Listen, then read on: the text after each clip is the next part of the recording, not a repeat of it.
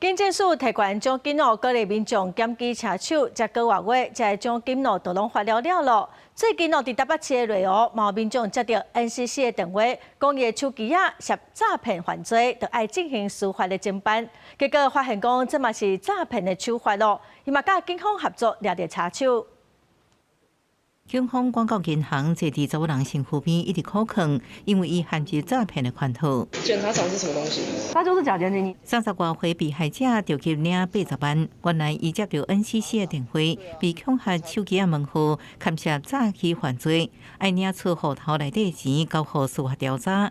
啊，毋过为起初的 NCC 到了后的检察官助理，拢是诈骗的套路。该名于赖上由于自称检察长之男子有密切的通讯，远景向该名说明此为典型的诈骗手法。毋那是可能当诈骗，关键也探顺路时阵，掠到领钱的车手。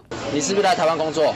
来台湾做这个领钱的工作？ ATM 头前鬼鬼祟祟，这马来西亚的查某人，敢若20多岁，涉嫌超过诈骗集团，用员工的名义来台湾，说是领钱赚commission，即摆当场被掌到。该嫌透过 Facebook 接触诈团来台提领赃款，持有6张本国提款卡及大量现金，均无法交代来源。警方掠车手除了主动发现，也有真侪时阵是靠被害者配合，调出车手面交。多个查某人受骗假投资3个月损失400多万，协助掠车手。